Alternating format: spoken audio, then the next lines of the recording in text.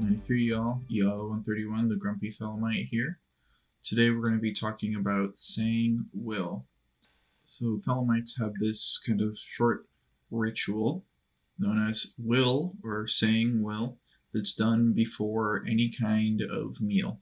So anytime you're going to eat for a meal, you're going to sit down for that meal, you're going to be saying or doing will before that meal.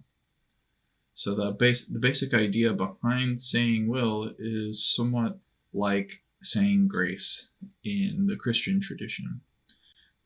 Saying grace is a way to bring the mind to God, toward the divine, and kind of instill that meal with a sacred purpose.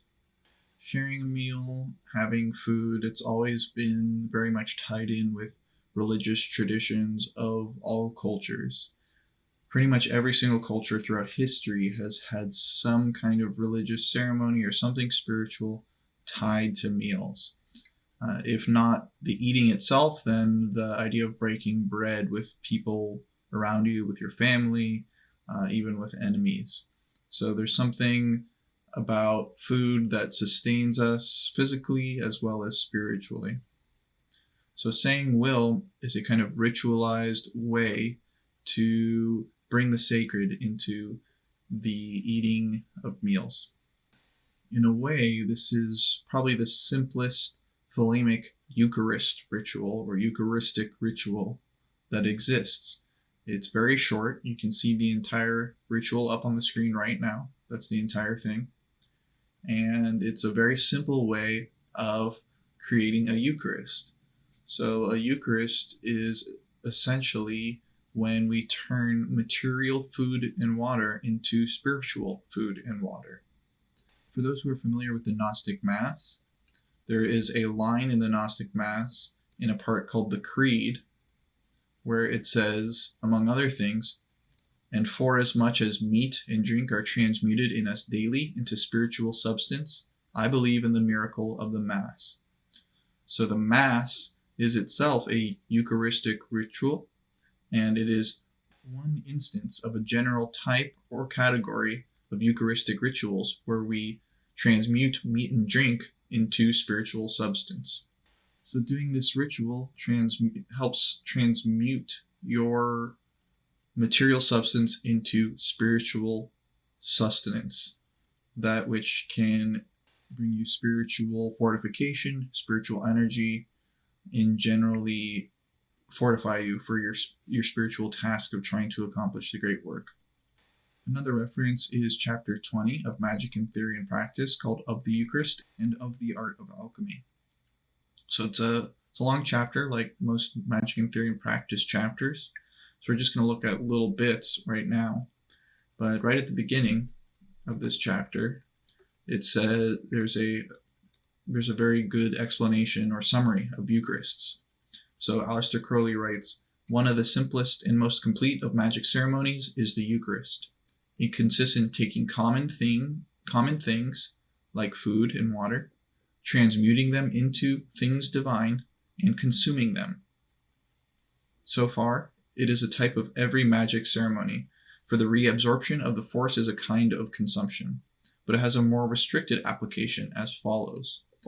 So he's saying that you basically spiritualize things and reabsorb that spiritual force in all ceremonies. So the Eucharist is a kind of one instance of a general type. So he says, take a substance. This may be of composite character, meaning the substance can contain different elements within itself.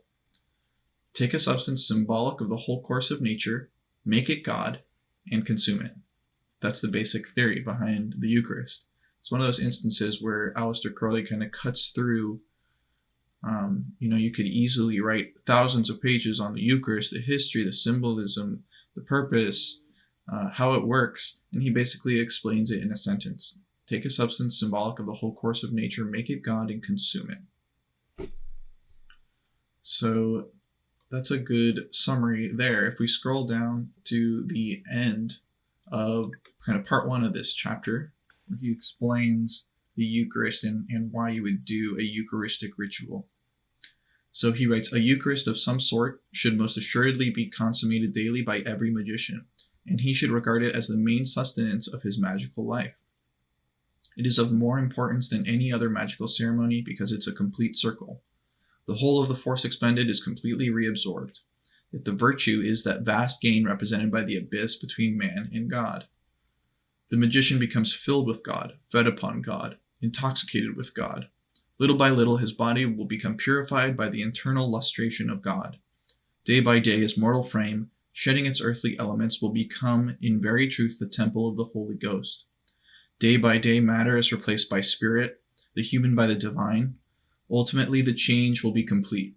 God manifest in flesh will be his name.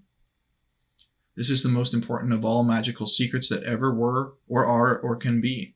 To a magician thus renewed, the attainment of the knowledge and conversation of the holy guardian angel becomes an inevitable task.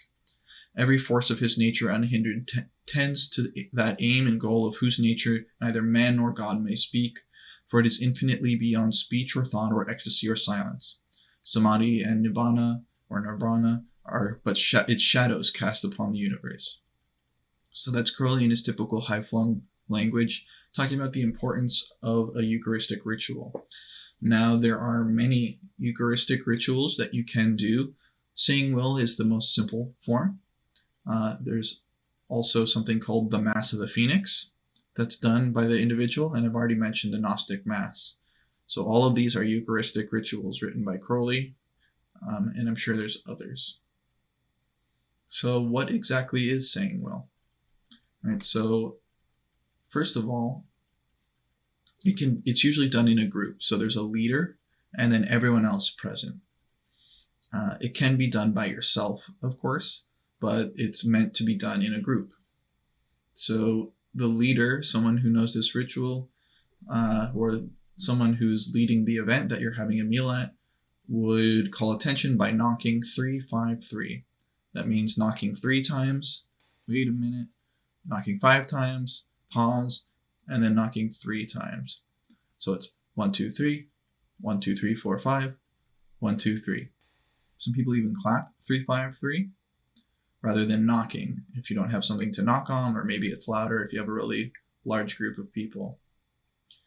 So it knocks 3-5-3. Then the leader says, "Do what thou wilt shall be the whole of the law." Everyone else present says, "What is thy will?" The leader says, "It is my will to eat and to drink." Everyone replies, "To what end?" The leader says, "That I may fortify my body thereby." Everyone replies, "To what end?" The leader says, "That I may accomplish the great work." And then everyone says, "Love is the law, love under will," and the leader knocks once and says, "Fall to." And everyone begins eating their meal. So first of all, 3-5-3. What is that about? So 3-5-3 adds to 11, and 11 is a significant number in Thelema. It is the number of magic, and it's also the number of the great work accomplished. The number of the great work accomplished is because it represents the union of opposites. So 5 and 6 in this case represent the microcosm and the macrocosm. So 5 is the pentagram, which represents the human body, the 4 limbs and the head, and the 5 elements, the 5 earthly elements. 6 represents the hexagram, upon which you can attribute the 7 classical planets. So it represents the macrocosm, or heaven. So earth and heaven, microcosm and macrocosm, are united in this 5 and 6, or the number 11. So it's 3-5-3, which represents the microcosm, the pentagram, within the macrocosm. So 3 and 3 combined is 6. It's kind of surrounding the 5. It's also a balanced way to do the knocking. So 3-5-3 is balanced, rather than doing 1, 5, 2, 3, 2, or something like that. The actual number is symmetrical and balanced, as the magician should be. The leader opens, "Do what thou wilt shall be the whole of the law," which is the central phrase of Thelema, declaring the law. And everyone asks, "What is thy will?" The leader says, "It's my will to eat and to drink." And then everyone asks, "To what end?" So this idea of asking "to what end" constantly, it's kind of like a kid asking why, and just to every question and always asking why. It's really annoying, but there's an interesting point there. So if you keep asking to what end, not just in saying will, but generally in life when you're doing things, you ask to what end, and if you can't eventually bring it back to that I may accomplish the great work, then maybe it's worth considering discarding that or changing it in some way so that it does serve your will or serve the end of your task of accomplishing the great work. So to what end is a question to kind of hone your will. In this case, you're saying, it's my will to eat and drink. Everyone asks, to what end? Well, I eat and drink to fortify my body. And why do you fortify your body? To what end? That I may accomplish the great work. So in this way, the ritual of saying will shows you kind of honing in on why this simple act is part of the great work. Everyone closes by saying, love is the law, love under will. The common response to do what thou wilt should be the whole of the law. And then the leader says, fall to, and knocks once. So the single knock kind of brings everything to a unity, brings everything to a close, and signals that it's time to eat. So of course you can do this by yourself. First of all, you would knock 3-5-3, then say to yourself, do what thou wilt shall be the whole of the law. It is my will to eat and to drink, that I may fortify my body, that I may accomplish the great work. Love is the law, love under will. Knock, fall to. So you can do it by yourself, although it is written as it is written and generally performed. It's meant to be done with a group or at least two people so that you can have the back and forth. That doesn't change its efficacy if you do it alone. It's just as effective. It's just kind of the way it's written is to be for a group, for a family, for a group of Thelemites to do this together. So the act of saying this and having this exchange is a ritual. It's a magical exchange. It infuses that meat and drink, so to speak, your food and your water or whatever you're drinking, with a kind of spiritual substance. You'll notice there are no pentagrams here. There are no words of power you're vibrating or shrieking. There's not really a whole lot of occultism in this ritual, except in the phrases from the Book of the Law and the knocking, I suppose. That doesn't mean it is not effective, that it's not magical. It is just a different type of ritual here, and it's very simple. So there should be really no excuse why you shouldn't be able to do this before each of your meals. You know, if it was some elaborate ritual, like you had to do the entire Gnostic Mass before every time you ate, chances are you wouldn't be able to do that every single time. You wouldn't be consistent. You would stop doing the practice, and generally it wouldn't be good for its purpose. You know, part of this ritual is just one tool in your tool belt to help remind you and be mindful of the great work as much as possible. So in our other video, we talked about Resh and doing solar adorations throughout the day.